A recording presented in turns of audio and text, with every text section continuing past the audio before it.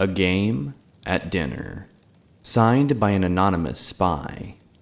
Written and distributed sometime after the warp in the West, and before the Vardenfell crisis. Originated in the province of Morrowind.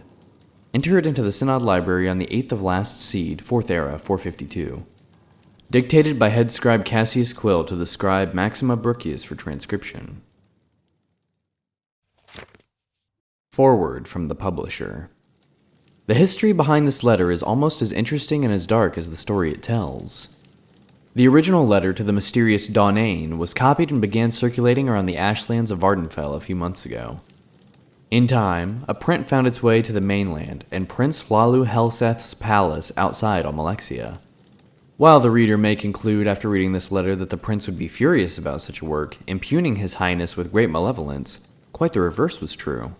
The prince and his mother, Queen Baranziah, had it privately printed into bound copies and sent to libraries and booksellers throughout Morrowind. As a matter of record, the prince and the queen have not officially stated whether the letter is a work of pure imagination or based on an actual occurrence.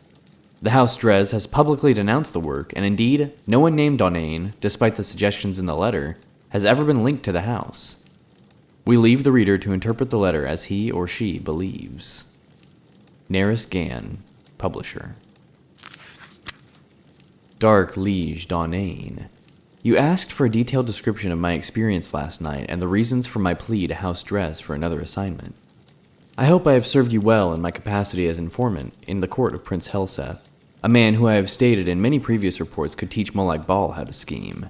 As you know, I've spent nearly a year now working my way into his inner circle of advisors. He was in need of friendship when he first arrived in Morrowind, and eagerly took to me and a few others. Still, he was disinclined to trust any of us, which is perhaps not surprising, given his tenuous position in Morrowind society. For your unholiness's recollection, the prince is the eldest son of Baranziah, who was once the queen of Morrowind, and once the queen of the High Rock Kingdom of Wayrest. At the death of her husband, Prince Helseth's stepfather, King Eadwire, there was a power struggle between the prince and Eadwire's daughter, the Princess Elisana. Though details of what transpired are imperfect, it is clear that Elisana won the battle and became queen, banishing Helseth and Baranziah. Baranziah's only other child, Morgaya, had already left court to marry and become queen of the Somerset Isle Kingdom of Firsthold.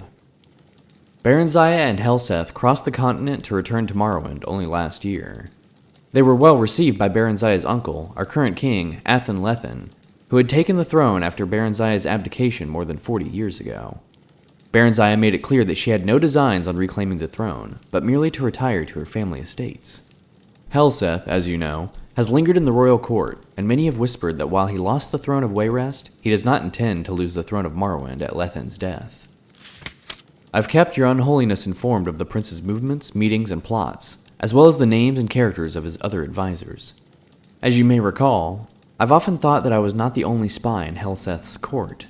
I told you before that a particular Dunmer counselor of Helseth looked like a fellow I had seen in the company of Tholar Sarioni, the arch-canon of the Tribunal Temple.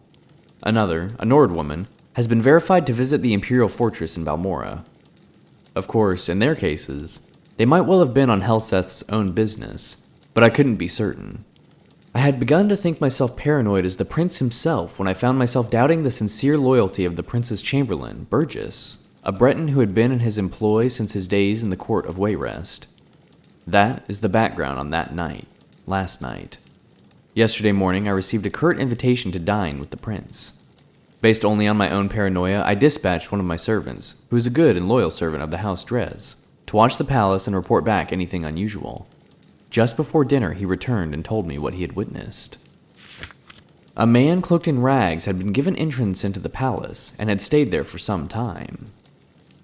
When he left, my servant saw his face beneath the cloak. An alchemist of infamous repute, said to be a leading supplier of exotic poisons. A fine observer, my servant also noticed that the alchemist entered the palace smelling of wickweed, bittergreen, and something alien and sweet. When he left, he was odorless. He had come to the same conclusion as I did. The prince had procured ingredients to prepare a poison. Bittergreen alone is deadly when eaten raw, but the other ingredients suggested something far deeper.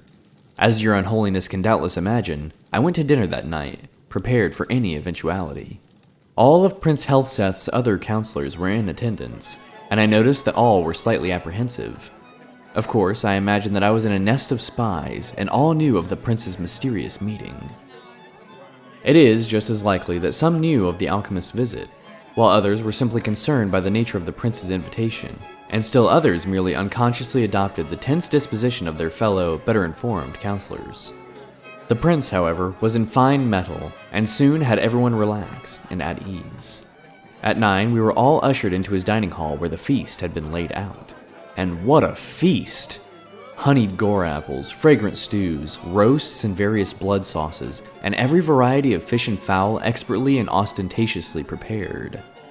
Crystal and gold flagons of wine, Flynn, Sheen, and Mazte were at our seats to be savored as appropriate with each course. As tantalizing as the aromas were, it occurred to me that in such a maze of spices and flavors, a discreet poison would be undetectable. Throughout the meal, I maintained the illusion of eating the food and drinking the liquor, but I was surreptitious and swallowed nothing. Finally, the plates and food were cleared from the table, and a tureen of spicy broth was placed in the center of the banquet. The servant who brought it then retired, closing the banquet hall door behind him. "It smells divine, my prince," said the Marchioness Colgar, the Nord woman, "but I cannot eat another thing." "Your Highness?" I added, feigning a tone of friendliness and slight intoxication. "You know that everyone at this table would gladly die to put you on the throne of Morrowind, but is it really necessary that we gorge ourselves to death?" The others at the table agreed with appreciative groans. Prince Helseth smiled. "I swear by Vernima the Gifter, my liege, even you have never seen a smile such as this one." Ironic words. You see, an alchemist visited me today, as some of you already doubtless know. He showed me how to make a marvelous poison and its antidote, a most potent potion, excellent for my purposes. No restoration spell will aid you once you've ingested it. Only the antidote in the tureen will save you from certain death. And what a death, from what I've heard. I am eager to see if the effects are all that the alchemist promised. It should be horribly painful for the afflicted, but quite entertaining. No one said a word. I could feel my heart beating hard in my chest. "Your Highness," said Alarat, the Dunmarai suspected of alliance with the temple, "have you poisoned someone at this table?" "You are very astute, Alarat," said Prince Helseth, looking about the table, eyeing each of his advisors carefully. "Little wonder I value your counsel. As indeed I value all in this room. It would be perhaps easiest for me to say who I haven't poisoned. I haven't poisoned any who serve but one master, any whose loyalty to me is sincere. I haven't poisoned any person who wants to see King Helseth on the throne of Morrowind. I haven't poisoned anyone who isn't a spy for the Empire, the Temple, the House of Telvanni, the House of Redoran, the House of Indoril, the House of Drez." "Your Unholiness," he looked directly at me at his last words. I know that in certainty. My face is practiced at keeping my thoughts from showing, but I immediately thought of every secret meeting I've had, every coded message I sent to you in the house, my dark liege. What could he know? What could he, even without knowing, suspect? I felt my heart beating even faster. Was it fear or poison? I couldn't speak, certain as I was that my voice would betray my calm facade. Those loyal to me who wish harm on my enemies may be wondering how I can be certain that the poison has been ingested. Is it possible that the guilty party, or, dare I say, parties, were suspicious and merely pretended to eat and drink tonight? Of course. But even the craftiest of pretenders would have to raise a glass to his or her lips and put empty forks or spoons in their mouths to play the charade. The food, you see, was not poisoned. The cups and cutlery were. If you did not partake out of fear, you're poisoned just the same, and sadly, missed an excellent roast. Sweat beaded on my face, and I turned from the prince so he would not see. My fellow advisors, all of them, were frozen in their seats. From the Marchioness Colgar, white with fear, to Kima Ineb, visibly shaking, from the furrowed, angry brow of Alarat to the statue-like stare of Burgess. I couldn't help thinking then, could the prince's entire counselorship be comprised of nothing but spies? Was there any person at the table loyal? And then I thought, what if I were not a spy myself? Would I trust Helseth to know that? No one knows better than his advisors both the depth of the prince's paranoia and the utter implacability of his ambition. If I were not a spy for the House Drez, even then would I be safe? Could a loyalist be poisoned because of a not-so-innocent misjudgment? The others must have been thinking the same, loyalists and spies alike. While my mind whirled, I could hear the prince's voice, addressing all assembled. The poison acts quickly. If the antidote is not taken within 1 minute from now, there will be death at the table. I couldn't decide whether I had been poisoned or not. My stomach ached, but I reminded myself that it might have been the result of sitting at a sumptuous banquet and not partaking. My heart shook in my chest, and a bitter taste like trauma root stung my lips. Again, was it fear or poison? "These are the last words you will hear if you are disloyal to me," said Prince Helseth, still smiling that damned smile as he watched his advisors squirming in their seats. "Take the antidote and live." Could I believe him? I thought of what I knew of the prince and his character.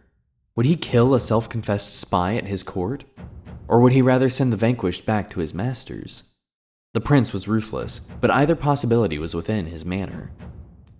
Surely the theatricality of this whole dinner was meant to be a presentation to instill fear. What would my ancestors say if I joined them after sitting at a table, eventually dying of poison? What would they say if I took the antidote, confessing my allegiance to you and the House Dress, and was summarily executed?